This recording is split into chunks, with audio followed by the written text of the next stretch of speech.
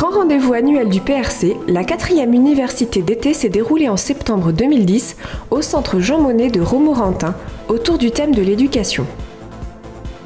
Près d'une centaine de sympathisants et d'adhérents de toute la France se sont déplacés pour cet événement. 3 différentes tables rondes, entrecoupées d'exposés, ont rythmé le week-end et ont apporté un éclairage significatif sur une autre façon d'éduquer le citoyen dans la cité, dans l'entreprise et enfin à l'école.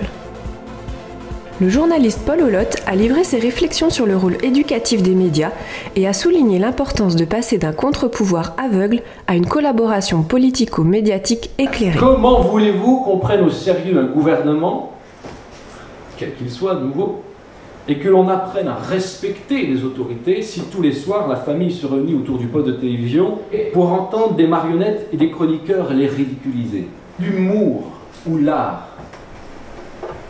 ne doivent aucunement être un prétexte à l'insulte, à l'offense ou à tout propos irrévérencieux. Et comment assainir les médias et les empêcher d'être une poubelle qui déverse chaque jour un peu plus de déchets sans la mise en place d'une structure indépendante composée certainement de représentants du monde médiatique, de représentants du gouvernement et de la société civile et dotée d'un véritable pouvoir de sanction et dont le rôle serait de veiller au contenu des programmes. Les médias doivent impérativement se libérer de ce concept pour commencer à jouer leur rôle éducatif. Et cela en collaboration avec le pouvoir politique. Travailler ensemble ne signifie pas qu'il faille renoncer à sa liberté d'expression, à la réflexion et au débat. Certainement pas. Mais travailler ensemble et se soucier du mieux vivre ensemble, c'est faire passer les intérêts du pays avant les nôtres. Daniel Péron, auteur du livre « De la dictature du mensonge à la libération », a interpellé les participants sur les nombreux mensonges que la société tend à nous faire accepter comme vérité et les différents enjeux qui s'y cachent. L'éducation passe par la connaissance de la vérité, a-t-il précisé. Quant à Moïse Kabongo, consultant, pasteur et auteur du livre L'esprit de leadership, a encouragé chacun à prendre conscience de son identité et de ses capacités pour être un véritable acteur dans notre société. Nous avons d'abord la capacité, que je définis en anglais comme le leadership esprit, et la prise de conscience de qui tu es. C'est l'esprit de leadership. Et quand tu découvres cet esprit, la première chose c'est le cœur. Tu dois d'abord enlever, c'est comme les hardware. Tu enlèves le virus qu'on t'a fait entrer dans ce monde humaniste avec les mensonges. Quand le virus est bien nettoyé, tu fais maintenant entrer la vraie information. Concernant la question de l'éducation au sein de l'entreprise, Anta Chateau, consultante et ancienne conseillère du président malgache de la transition, a partagé son expérience de chef d'entreprise, soucieuse de changer la mentalité de soumission en vigueur dans les entreprises de son pays. Mais on se met à la place de la personne, c'est l'empathie, c'est une règle de base en communication. On se met à leur place, on dit mais pourquoi ils en sont arrivés à penser comme ça? Et on redéfait. Je crois que nous sommes tous des êtres humains. Et au-delà des cultures, au-delà des parcours, au-delà de l'histoire, il y a le cœur humain qui est pareil. Nous avons tous les mêmes besoins. Les mêmes besoins d'amour, les mêmes besoins d'épanouissement, les mêmes besoins de sécurité et les mêmes besoins de réalisation. Et si vous parlez à ce cœur-là, mais avec le chemin et les images et les perceptions propres à chaque culture, nous pouvons y arriver.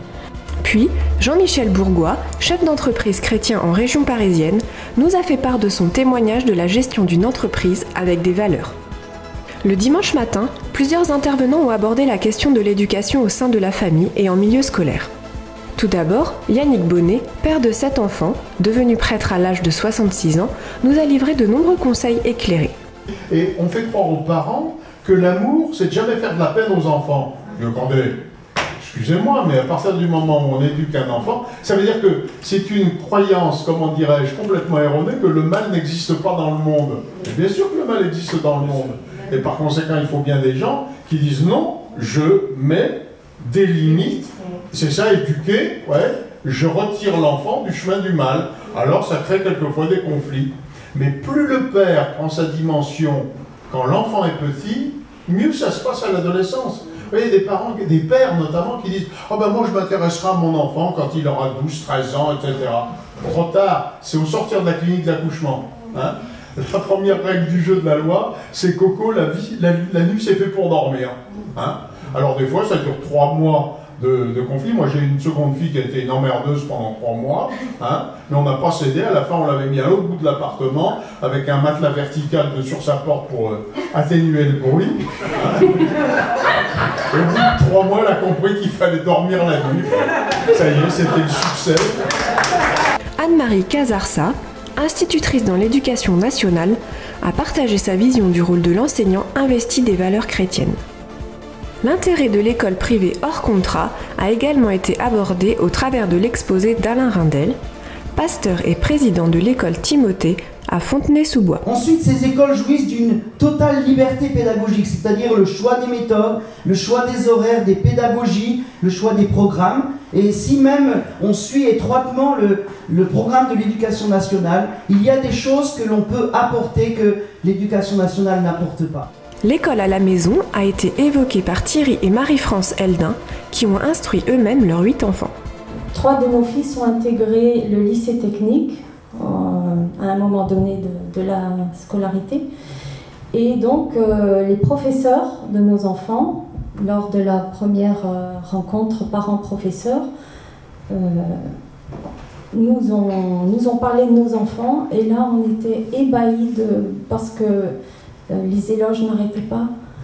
Les professeurs s'étaient rendus compte que c'était des enfants modèles, je vais dire, un exemple pour les autres, qu'ils étaient sociables, qu'ils étaient polis, qu'ils savaient aller chercher l'information là où elle se trouvait, ils étaient autonomes. L'agenda politique du PRC était également au cœur de cette université d'été, avec en ligne de mire les prochaines élections cantonales, les différents chamboulements introduits par la réforme des élus territoriaux, et plus encore la candidature de Patrick Giovannoni à l'élection présidentielle de 2012. À ce sujet, Jean-Philippe Wagner a exposé l'ampleur de la tâche consistant à réunir 500 signatures d'élus. Trouver 500 élus dans au moins 30 départements. Je vais vous embêter avec un minimum de chiffres, en sachant que dans un même département,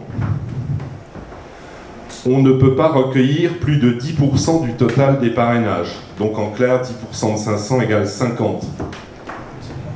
Pour éviter justement qu'un candidat très marqué, très ancré localement, recueille dans son département les 450 signatures sur 500 par exemple. Donc il faut au minimum collecter dans 30 départements.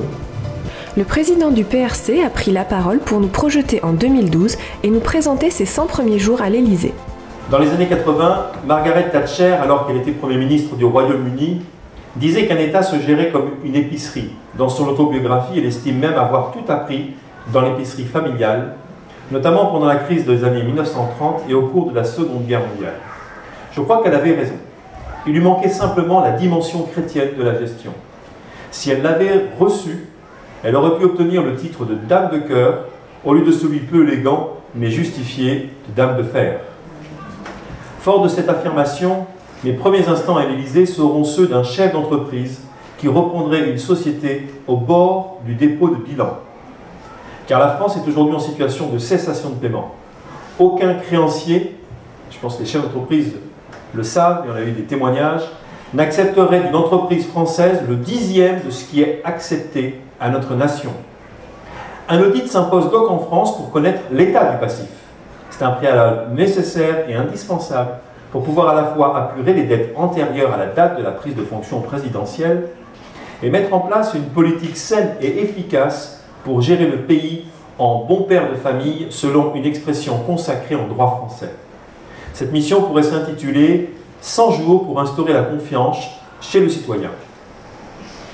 Un homme seul ne pouvant pas à lui seul diriger un pays, cet objectif est celui d'une équipe dont l'un des membres, le président, donne des orientations à privilégier et crée une dynamique au sein de ses collaborateurs qui eux-mêmes amèneront une impulsion dans le système, laquelle entraînera un changement dans les comportements. Cette place tant convoitée par les leaders politiques est en fait celle d'un serviteur au service de sa nation. C'est à la fois un privilège et une vocation. L'université d'été fut enfin l'occasion de récompenser et de reconnaître publiquement les qualifiés, ainsi que les adhérents engagés depuis 2005 et 2006.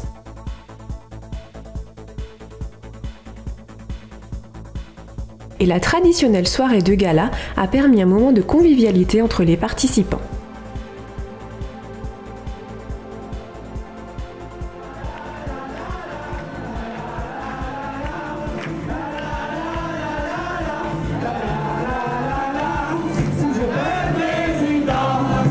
Le discours final du président a clôturé cette 4e université d'été. Sommes-nous prêts à mettre en place un système capable de remplacer ce système politique qui ne convient à personne? J'ai entendu dire qu'il fallait enlever le virus, mais il fallait préparer quelque chose pour mettre à la place. Et pour que les Français se lèvent contre le système, Anta nous a encore enseigné cela, qu'il y a eu 4 révolutions depuis après post-1960. Mais il n'y avait rien. Aujourd'hui, pour que les Français se lèvent, je crois qu'il leur faut un système de remplaçants qui correspond à leurs attentes. De la même manière que les Français cherchent à inscrire leurs enfants dans les écoles chrétiennes, ils attendent des gouvernants qui ont des valeurs. Ils sont en attente. Tous les intervenants vous l'ont dit. Tous, sans exception. Le problème, c'est qu'ils ne savent pas encore qu'il y en a un qui s'est mis en place. Pourquoi? Parce que nous ne l'avons pas encore suffisamment divulgué, suffisamment diffusé. Alors comment allons-nous faire? Comment leur faire savoir qu'un système de remplacement est en route? Comment? Par chacun de vous.